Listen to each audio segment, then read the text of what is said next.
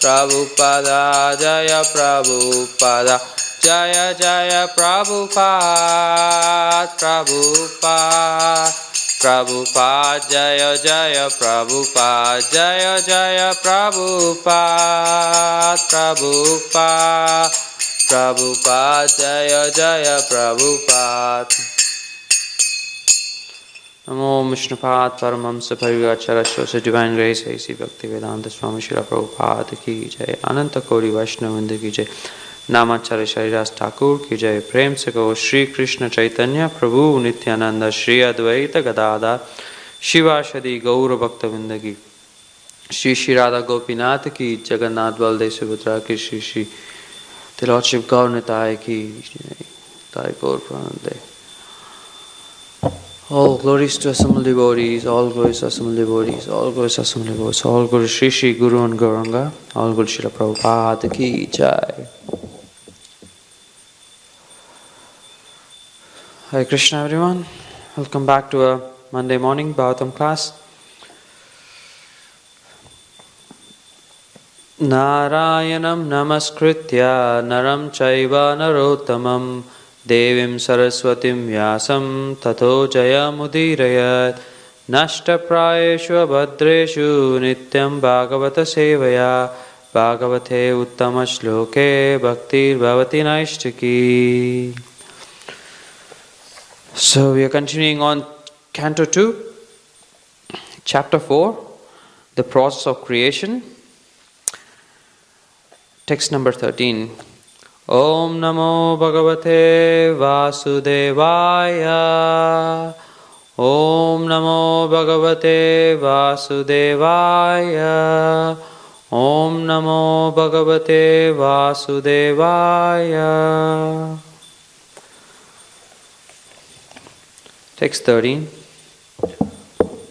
Bhuyo namasat vrijina chite satam Asambhavaya kila sattvamurtaye Pumsam puna paramahamsa ashrame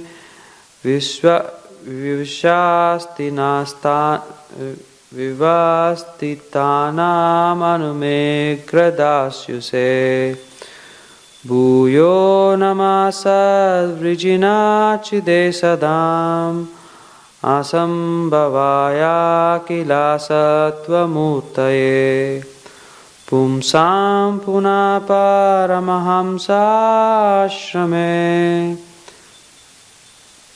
Vivastitanam anumegradashyuse Bhuyo namasad vrijina chite satam Asambhava kila sattvamurtaye Pumsam puna paramahamsya ashrame Vivastitanam anumegradashyuse. Word for word translation. Bhuyaha, again. Namaha, my obeisance. Sat, of the devotees or the pious. Regina, distressed. Chide, the liberator. Satam, of the atheist, the non-devotee demons. Asambhavaya, cessation for further unhappiness. Akila, complete. Sattva, goodness. Murtaye, onto the personality. Pumsam, of the transcendentalist. Punaha, again. Paramahamsye, the highest stage of spiritual realization. Ashrame, in the status. Vivastithanam, particularly situated. Anumikraya, the destination. Das, you say, one who delivers. Translation. I again offer my respectful obeisances onto the form of complete existence and transcendence, who is the liberator of the pious devotees from all distress and the destroyer of the further advances in atheistic temperament of the non-devotee demons. For the transcendentalists who are situated in the topmost spiritual perfection, he grants their specific destination. Purport. Lord Sri Krishna is the complete form of all existence, both material and spiritual. Akila means complete, for that which is not Kila, inferior. As stated in Bhagavad Gita, there are two kinds of nature, Prakriti, namely the material nature, and the spiritual nature, or the external and internal potencies of the Lord. The material nature is called Apara, or inferior, and the spiritual nature is called superior or transcendental. Therefore, the form of the Lord is not of the inferior material nature. He is complete transcendence, and he is Murti, or having transcendental form. The less intelligent people who are unaware of his transcendental form describe him as impersonal Brahman, but Brahman is simply the rays of his transcendental body, Yasha Prabha. The devotees who are aware of this transcendental form render him service. Therefore, the Lord also reciprocates by his causeless mercy and thus delivers his devotees from all distress. The pious men who follow the rulings of the Vedas are also dear to him, and therefore the pious men of this world are also protected by him. The impious and non-devotees are against the principle of Vedas, and so such people are always hampered from making advancement in their nefarious activities. Some of them who are specially favored by the Lord are killed by him personally, as in the case of Ravana, Hiranyakashipu and Kamsa. And thus, such demons get salvation and are thereby checked from further progress in their demoniac activities.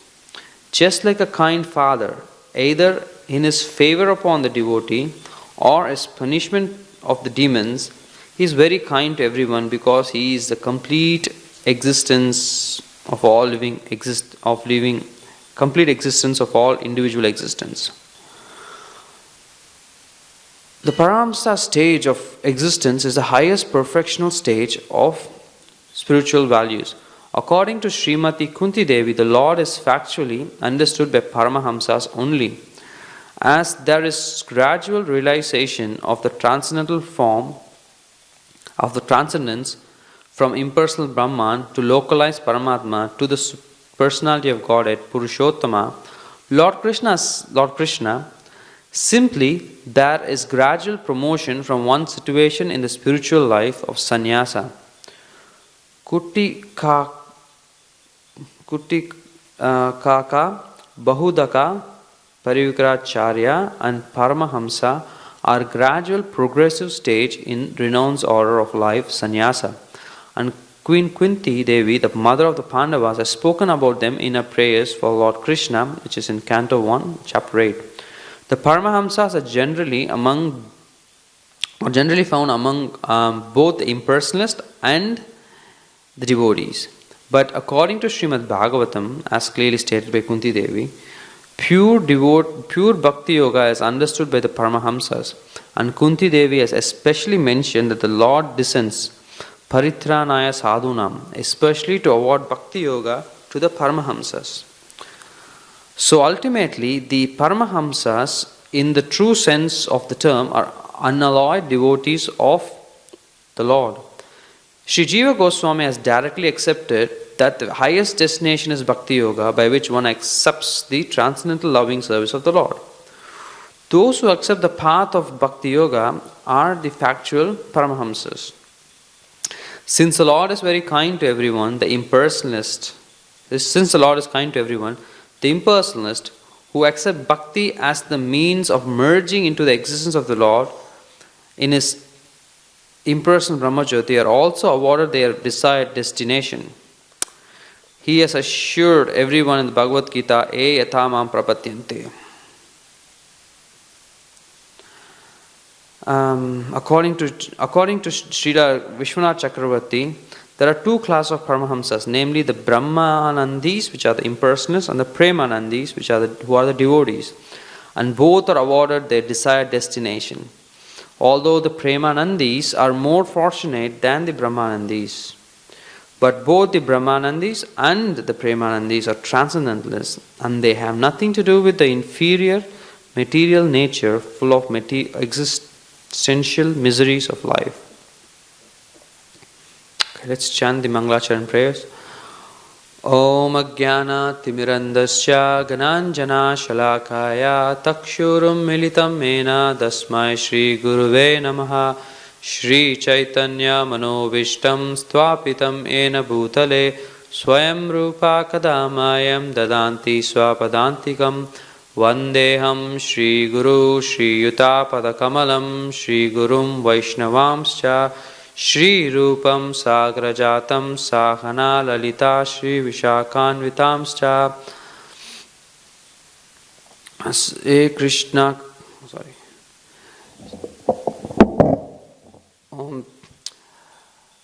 He Krishna Karuna Sindhu Dina Bandhu Jagatpate Gopesha Gopika Kanta Radha Kanta Namostute Tapta Kanchana Gaurangi Radhe Vrindavaneshwari Rishabhanu Shute Devi Pranamami Hari Priye Vancha Kalpatarubhyascha Kripa Sindhubhya Evacha Patitanam Pavanebhyo Vaishnavebhyo Namo Namaha. Nama Om Vishnupadaya Krishna Prashtaya Bhutale Srimate Bhaktivedanta Swami Iti Namine. Namaste Saraswati Deve Gauravani Pracharine Nirvishesha Shunyavadi Pashyasya Deshatarine. Jai Shri Krishna Chaitanya Prabhu Nityananda Shri Advaita Gadadhar Shivashadi Gauravakta Vinda. Hare Krishna Krishna Krishna Hare Hare Hare Rama Rama Rama Hare Hare. So I'll read the translation again. I again offer my respectful obeisances unto the form of complete existence and transcendence, who is the liberator of the pious devotees from all distress and the destroyer of the further advances in atheistic temperaments of the non-devotee demons. For the transcendents who are situated in the topmost spiritual perfection, he grants their specific destination. Interesting. In this verse, there are a lot of nice points which Prabhupada has given. The first word of the Sanskrit, which says Bhuyaha Namaha, which means Bhuyaha means again and Namaha means my obeisances. So here it said again and again paying obeisances. So this is a very nice quality of a devotee. Prabhupada mentions that if anyone who comes to the temple, if they pay proper obeisances to the lordships, then just by paying proper obeisances, they can go back to Godhead. And in one of the conversations, it was asked, Prabhupada says that, see, even if you're not surrendering, but you come to the temple, you pay obeisance, it's like putting $1 in your bank account, in your spiritual bank account. And then every day you come, you pay obeisance, you're adding one more $1 every time, and then after some time you have $100 without doing much. And then even if you haven't surrendered completely and if you have to take another body, then that $100 is not taken away from you. So in your next birth, you start from where you left off, from your spiritual balance. But in material terms, whatever you have in this body is lost at the time of death. Now, the difference between the four kinds of people who approach Krishna and the four kinds of people who don't approach Krishna, where how Krishna explains in Bhagavad Gita, Chatur Vidya Bhajante Mam, Chatur Vidya Bhajante Mam. So he says that four kinds of people approach him. And those people, Jana Shukritino Arjuna, they are all pious people. Who are they? Artha Jignasur Arharti Jnani Cha Bharatashaba. So those who are distressed Artha, Jignasur, one who is inquisitive, and Arharti, who is the person who is looking for material gains or for wealth, and Jnani, who is the one who knows everything. They are the four kinds of people who come to Krishna or to the God for whatever reasons. So there are four reasons. And then Krishna says also that there are four kinds of people who don't come to him. This is Naham Dushkritino Muda. Muda means foolish. And then Prabhatyante Naradama, lowest of mankind. And Mayaya Prakrita Jnana. So one who is delusioned by the external illusionary energy of the Lord. And Ashuram Bhava Ashritaha, one who has taken shelter of the demoniac nature, demoniac qualities, or one is conditioned mostly by the demoniac nature. So these four people, they don't come to God for whatever reason. But in the four people that come to Krishna, Jnani, who is the one who knows everything, the transcendentalist, he's the one who comes with the right motive, like knowing that Krishna is Lord and He is Supreme Personality of Godhead, and so I need to surrender to Him. But the other three, one who is distressed, one who is looking for material gains, and one who is actually just inquisitive, just wants to see what's happening here. They are the people who are they don't have the best of motives, but they are just inquisitive, or they're pious. So that's what Jana Shukritino Arjuna. So when these people come, Krishna just doesn't ignore them because they have other things in their heart, other ulterior motives. Krishna invites them. He keeps the doors open for all the other three kind of people who come, who are not exactly pure in their motives. But every time they come, they pay obeisance to the Lord. And Prabhupada, the devotee of the Lord. So by that way, they actually get Sukriti, they get piety, they start investing on their spiritual bank balance, and slowly they also get to the stage where they can surrender to Krishna. Now, if you think about our lives, the first time that we ever visited the temple, I was taking the Sunday feast. It's not a Sunday feast. I was taking the Sunday school yesterday, and I was discussing this verse about Chaturvidya Bhajante Mam, and I was asking the kids, so when you came to the temple, what was your reason for coming? I put the question in when you came first time to the temple, what was the reason for you coming? And almost 80% of the kids are devotee kids, and they said, we never even knew when we came for the first time because I was a small baby. So it was funny to get an answer from like that, because most of us who have taken up Krishna consciousness after much of a struggle and much of going through the pangs of material nature, we came here looking for relief. There was a main aim. When I came to this temple when I was about 26, around when I was 26 years. So we had that memory.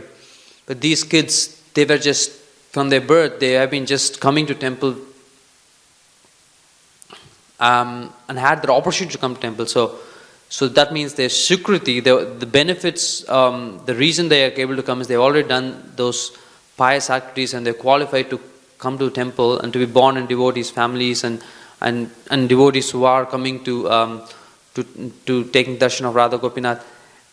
They already did all their required activities in their past and they missed out somehow, so that's why they're continuing from where they left off. So this is the point. They did not lose what they had. Now in material world, when it says obeisance again and again.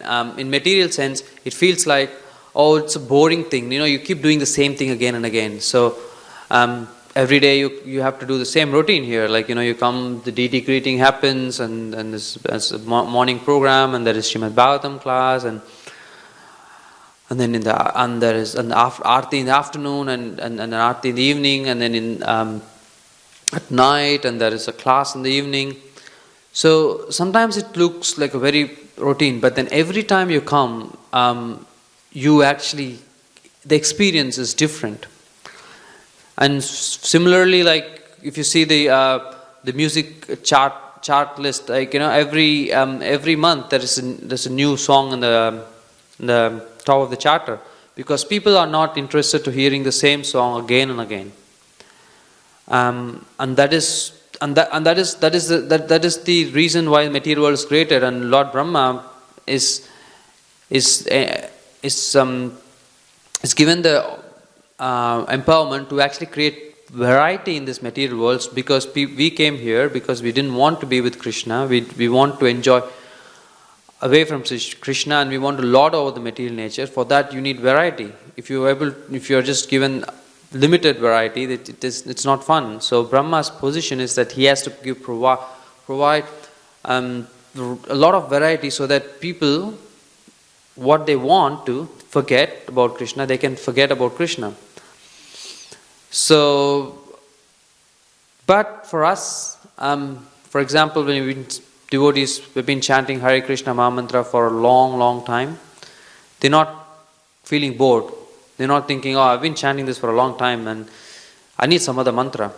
No, the same mantra actually gives you different perspectives, and it goes deeper and deeper. And then people who have chanted for a long time, they think, oh, this is so beautiful. When I started chanting, I did not even understand the nectar that this mantra had. I was just chanting with motives which are not pure. And now, as purified as I've chanted, my heart is purified. Now I can even taste the nectar more. And how more would I taste if I become more purified? So that is the mood. It's not about boredom. And thinking back, how many of us, when we came to the temple, we actually thought that, okay, I'm going to become a pure devotee. That's why I come to the temple. Like the people like us who took up Krishna consciousness later in their life. We never thought that if the first time we came to have prasadam, or first time we came for Janmashtami just to take darshan of Shri Radha Gopinath, we never thought, oh, I'm going to the temple and that's it. From today I'm going to become a pure devotee. It never happened. We actually slowly kind of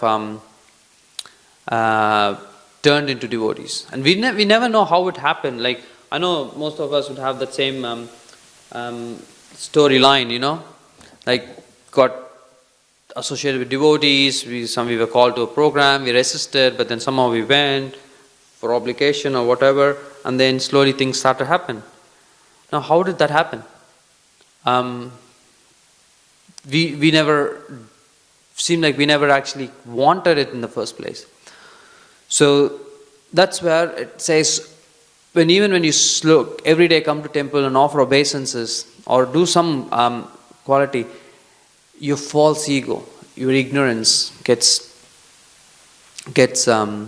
smashed, it gets taken away in a way. Krishna clears your thinking. Like a similar example, like if you want to lose weight, you just don't go one time to the gym, or you don't go for a jog in the park just one day and then you expect to lose weight. But then you just keep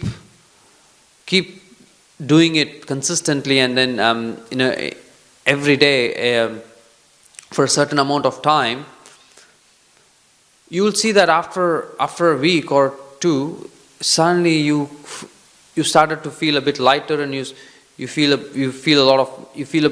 more energetic, and then you feel like you're becoming healthier. Now, when did that happen? You don't know. When did you start losing weight? You might you can't pinpoint a particular point of time saying that, yeah, this is where I actually started losing weight. For some people, they might be going for a jog and then, or a gym, or doing some exercise for about 3 weeks, and then they start seeing the results on the 4th week. For some, it could be very instant. After just going for a week, they might start feeling that energy, or that they've shed some weight. Now, you can't pinpoint a point where exactly at this point of time I've actually started losing weight. But by doing consistently and regularly for a fixed amount of time, you keep doing that, suddenly you feel that, yes, it's working. Now that's what happens in Krishna conscious as well. So you just coming to temple and then doing some service, or just paying obeisances to the pure devotee of the Lord and to the lordships, slowly Krishna starts to play that magic on you. And what happens is, in a way, that what we really didn't think that will happen, happens. It slowly cleanses your heart. And in this translation, you see that there are two contradicting things that are spoken. One is relieving devotees of all the distress, and then destroying the further advancements in atheistic temperament of the non-devotee demons. Now it might seem two contradictory things, but there's no contradiction in it. Both are actually a way of showing mercy by the Lord. So, for example, the way we can understand is, when a father, if he has two kids, one kid might be obedient kid, right? And the father or the parents would do the necessary and happy for him or her. But then another kid, if it's a problematic kid, or if it's a rebellious kid, has some challenges. Now the parents would actually spend more time with the rebellious or the kid which is facing more challenges, rather than the actual kid who's obedient, the obedient kid. Now, it's a way of showing love again. So sometimes we see that Krishna, because he can't change them, Krishna has actually provided his love in terms of killing them. Now this is an important thing. You might think that, killing, that's not showing love. But then killing that's performed by us and the killing that's performed by the Supreme Personality of Godhead is different. Because whatever the act that's performed by the Lord is transcendental. The result of it is not like the one that we do. Similar to the discussions that happens further in the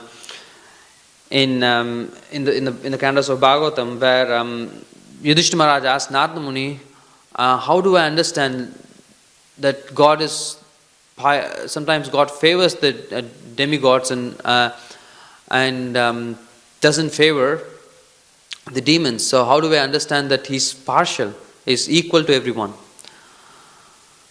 So, and then Narada Muni gives a lot of examples and quotes, and then the one thing that struck me is like the killing of Shishupal. Shishupal was totally against or hated Krishna, but then Krishna killed him.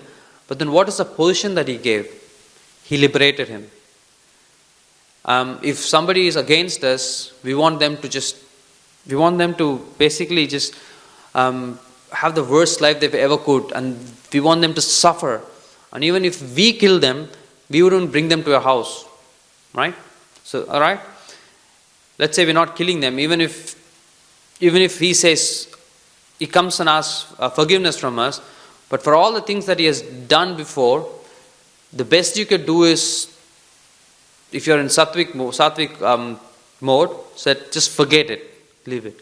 Now, if you're in a passionate mode, you would at least give him a couple of punches and use his situation where he's actually coming and asking forgiveness, use that situation to manipulate him or put little bit suffering. If in a mode of ignorance, you just want to destroy everything that's related to him. But it takes a lot of courage to actually accept his forgiveness and bring him back, bring him to your own home, and then serve him or take care of him. Now Krishna does that even to demons. He gives them liberation. Liberation is what he's actually accepting them as,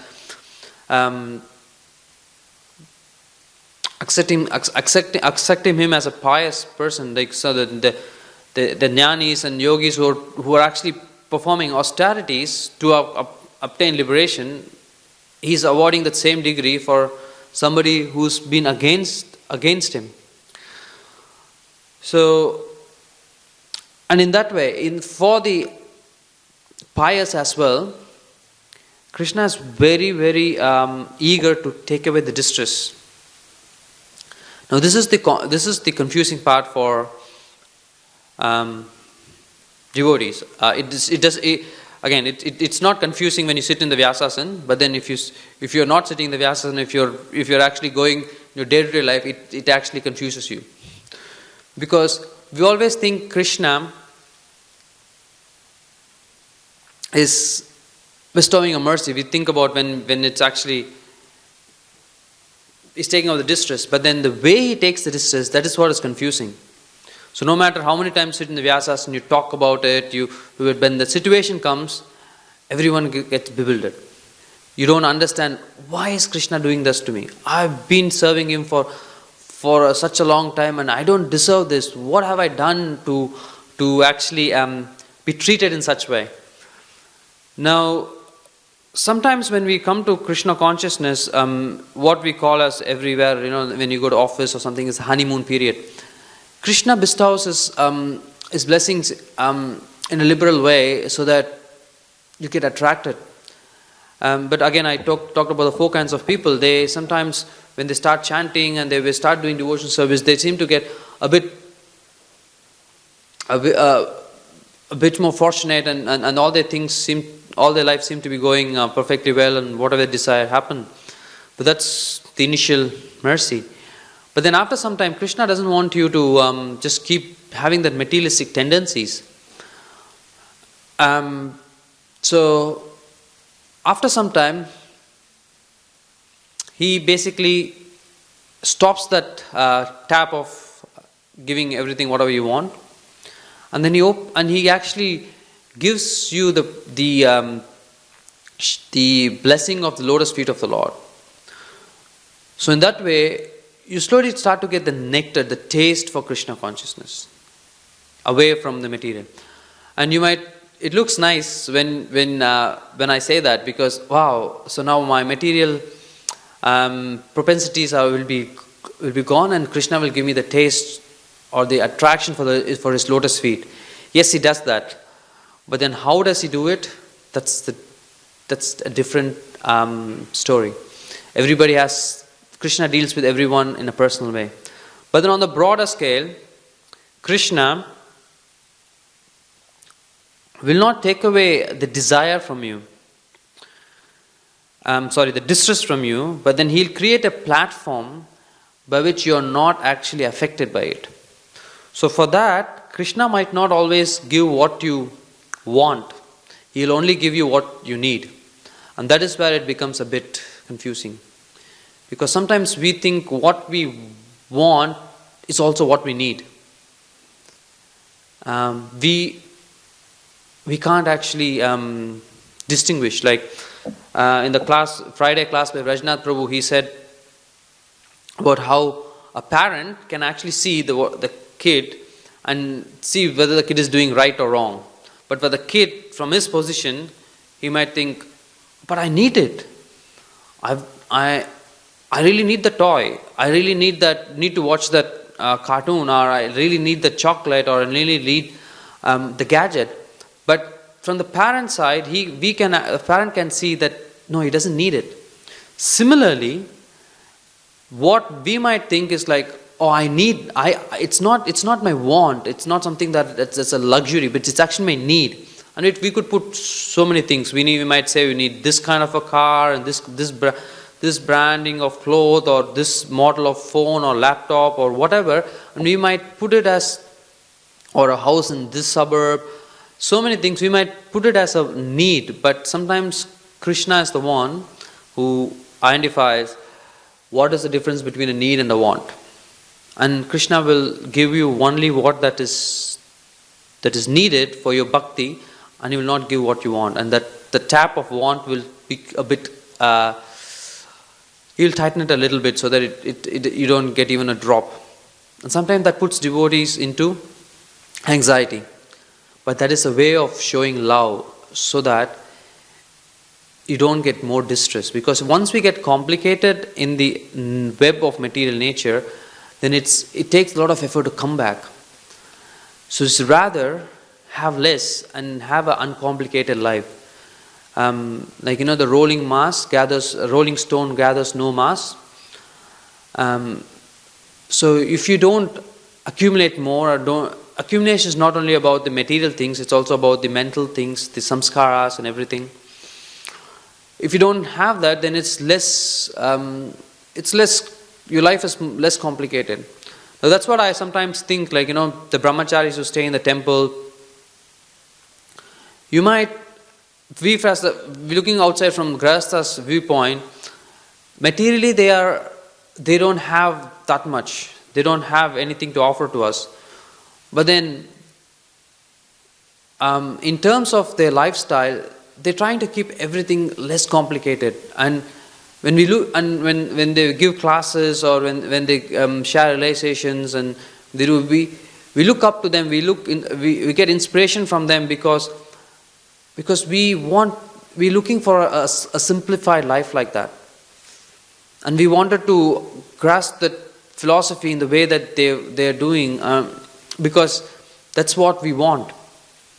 But we are in the web of family and responsibilities and mortgages and our obligations to our parents back home, and friends and invitations and everything. But that's okay, because as devotees we are using it as in a service to Krishna. But then if we try to go overboard, that's when we complicate our life. That's when it becomes harder to practice bhakti. So it's an internal thing that we actually keep a check on ourselves to see whether we are actually in the right path, or if we deviating, how can we come back? Because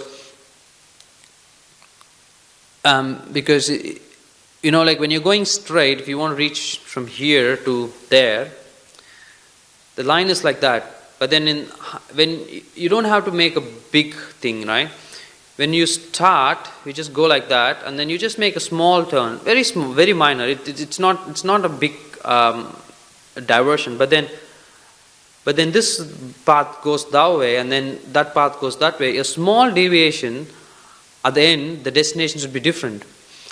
As it said, the transcendents were situated in the topmost spiritual perfection. He grants their specific destination. So we need to have destination. But then if you deviated, Krishna can't do much until you actually turn, and that you have to decide whether you deviated or a bit or not. That's a very personal thing that you need to ask yourself. So that is why when we are in distress or we are in doubt, we turn to two things. One is the Lord. We come and pray to Sri Shiraga Gopinath that, am I going in the right way?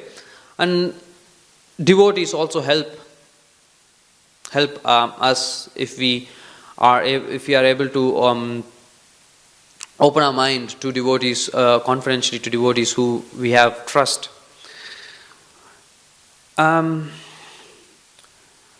So another thing that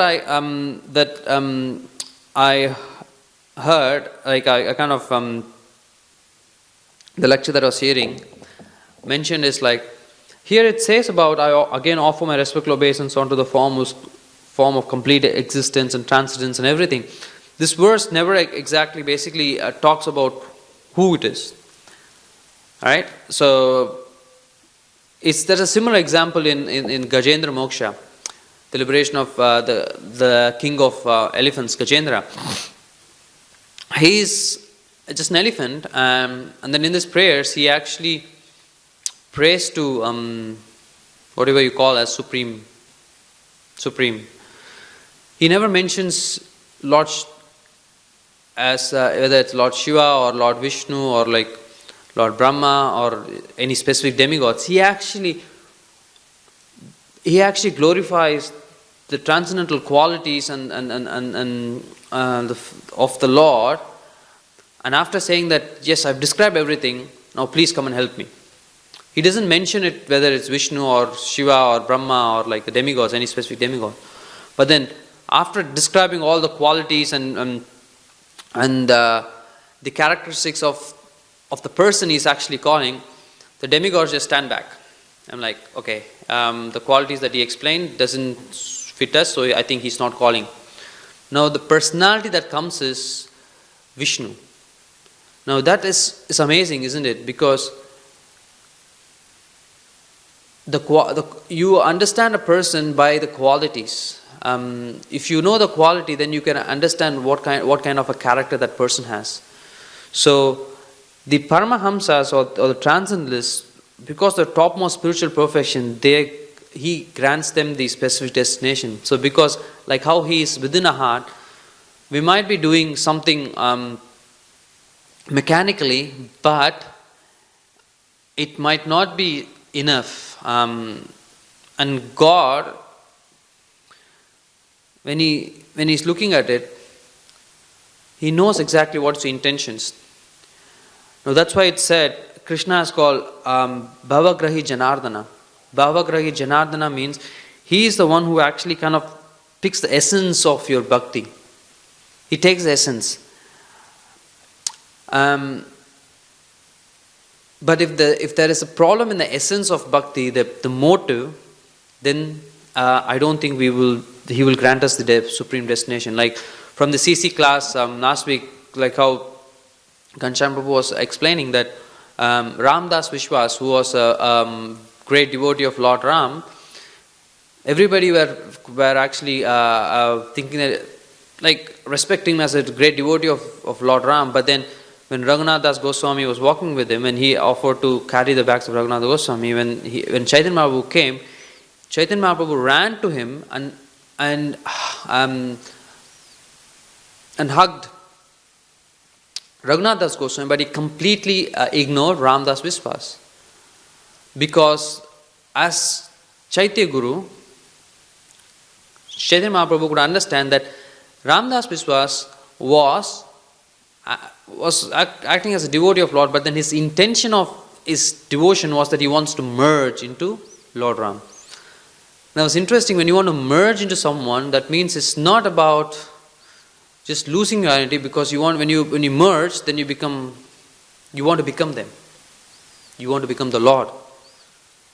That is a very dangerous position. Here again, it says that the Brahmanandis, impersonalists, and the Premanandis, the Params are two types. But Brahmanandis, the impersonalists, they don't get the liberation. They don't get the liberation as the Premanandis. They only get the liberation of going on to the Brahmajyoti, not going to the Vaikuntha planets and the supreme destination of Sri Goloka Vrindavan. They don't get that benediction. Now the two examples of, but if Brahmavatis or impersonalists, by associating with devotees or by performing devotional service, they actually can rise to the platform of the Premanandis or the unalloyed devotee Paramahamsas. And the example is given in Bhagavatam is the four Kumaras. They were impersonalists in the beginning, but just by smelling the fragrance of Tulsi that came from Vaikuntha, they actually just followed the smell, and then they could understand that the Lord has formed, and there is this, and the first thing that they were actually surprised is impersonalists. They don't want anything to do. They don't want any attraction.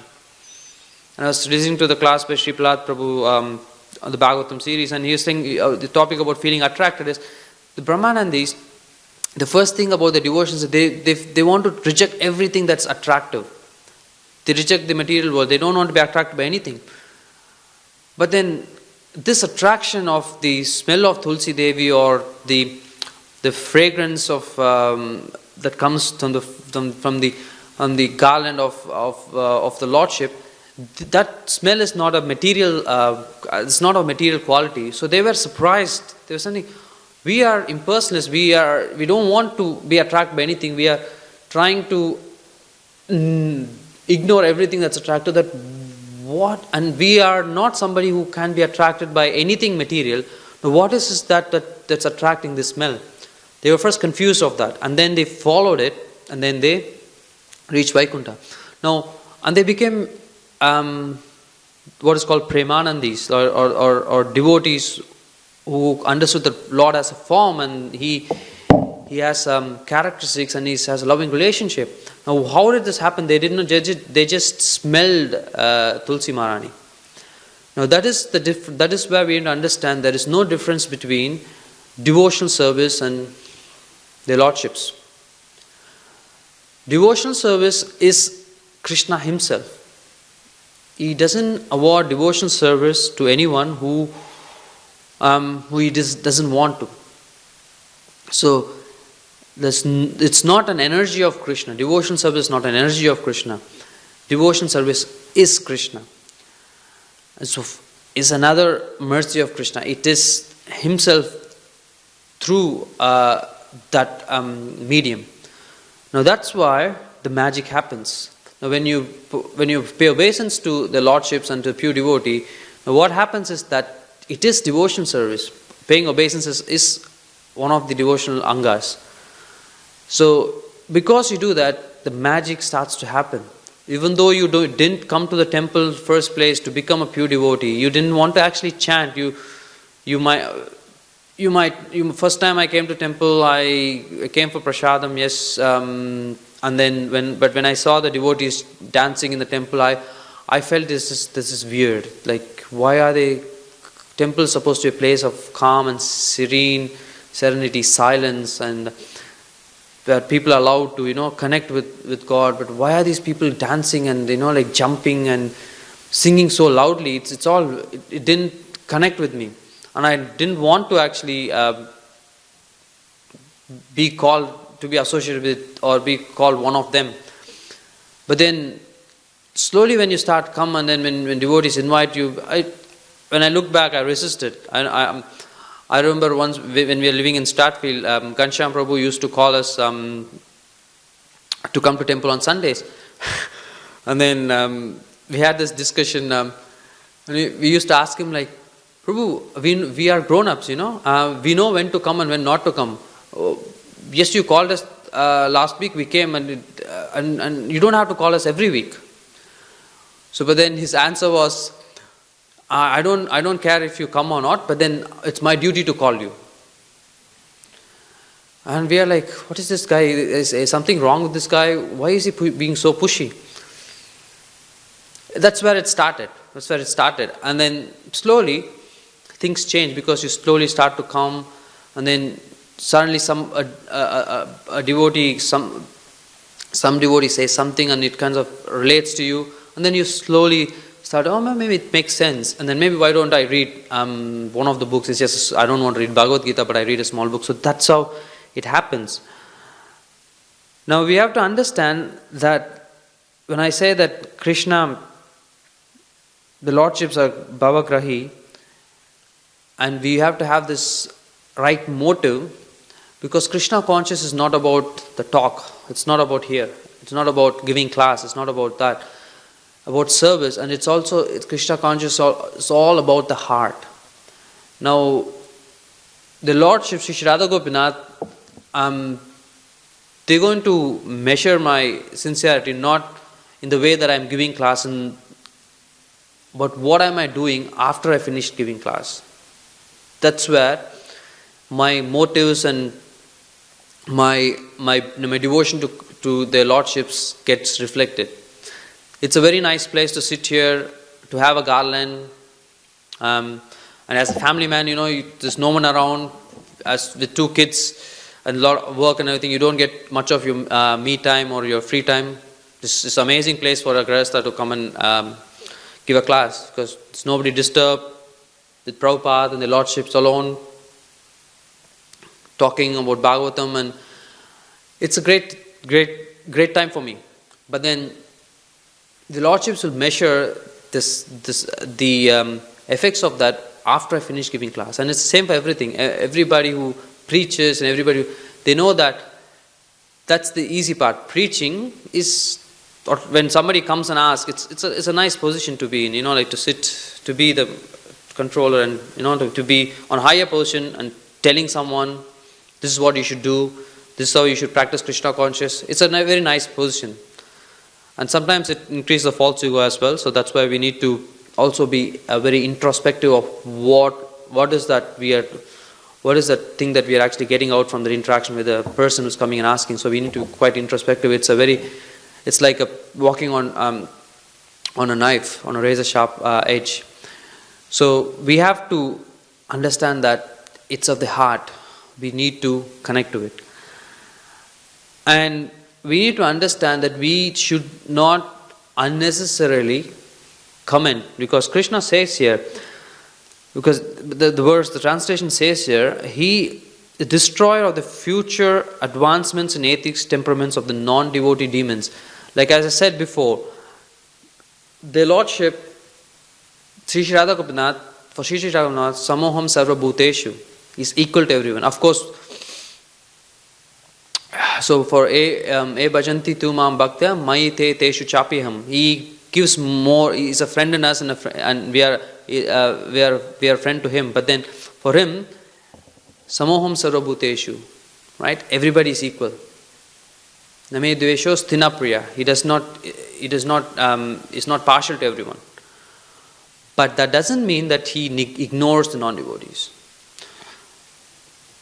Because Mata Parataram Anyat Kinchin Asti Jananjaya. So Mahi Sarvam Idam Proktam Sutre Manigana Eva. So he says that he is the supreme truth, and he is like a thread strung to this thread upon all the strings. So he is that thing who connected to everything. So even the non-devotees, he is actually worried about it. If he's not worried about non-devotees, why would he actually ask a devotee to go and preach? Basically, he's putting his devotee sometimes puts devotees out of his comfort zone. For some people, it comes by nature. But then for some devotees, going and talking to someone who's not a devotee, who doesn't want to actually take up Krishna conscious, it looks like Krishna is actually putting that devotee out of his comfort zone, just for that person who is not even a devotee, to bring him to Krishna consciousness. This is not fair. That person is non-devotee. He eats meat, he smokes, he drinks, he doesn't have any Vedic lifestyle. But why is Krishna putting a devotee who's the obedient child, and he's following all the instructions of Krishna, of the father properly, and the father sends this obedient child to this non-obedient child and says, bring him back to me. Just because he ran out of the house doesn't mean that we can ignore him. You bring him back to me, and that's what gives me pleasure. Why does he say? Because their Lordship, Sri Sri Radha Gopinath, is also worried about all the conditioned souls who are outside, who are not getting this mercy, or they are in distress. Unless you bring them there, it's no matter whatever arrangements the government does, or the person individually he does, it's very hard for them to get out of the desire. Because it's a very nice thing that, again referring to Radha Vinod's class on Narsim Chaudhary, he said that the one takeaway point is like when Hiranyakashipu, right? He's trying everything to change Prahlad Maharaj to believe that idea about worshipping that Vishnu is the supreme and to worship him. But then when he tried everything, like trying to kill him through fire, putting him in a cage with in a jail with snakes, trying to push him down from the mountain, and trying to trample him by elephant and hungry lion, nothing worked. And then what did he do? He said, okay, now let me take it on myself. Now that's the mentality of a demon, or a person who's doesn't have faith in. And it's same with devotees as well. Sometimes when we try a lot, we try to do with negotiate with devotees, and we try to negotiate with a lot of things that's happening around us, but then nothing happens, and we think, okay, I will show my might. Now that is a very false way of showing our ego. That's a very wrong way. It's an exhibition of a false ego. If we actually trust Sri Sri Radha Gopinath, then we can just come and pray for them. Even within devotees, this devotee doesn't understand. He doesn't understand the bigger picture. Can you please? I beg to Sri Sri Radha Gopinath to make him understand. That is the right application of surrender to Sri Sri Radha. Because if we think I will show who I am, depending on my position or my material opulence or my influence, then we are basically saying that, Radha Gopinath, I gave you a chance, you did not fix the situation, now take a step back, now I will come in and then make it right. So that is not the way a devotee deals with any situation. We have to be careful in that way. So the way I want to end the class is, as much as Sri Sri Radha Gopinath is worried and taking care of us in our day-to-day life, they are also concerned about the non-devotee demons. And basically, if I want to repeat the translation, non-devotee demons. And he wants us to he's concerned about them. That's why he is inspiring us from within. Not only just do your devotional service and be safe, happy in your devotional life within these four walls of the temple. No, go out, talk to people, come out of your comfort zone, because I want them to actually be happy too. Because no matter what they do, they're not going to understand what is causing distress. They can't figure it out. It's only if they come here and read the scripture and associate with people like us, devotees, then they will be able to come out of the distress. Okay? I finished the class by saying that. Granthra Srimad Bhagavatam ki jai.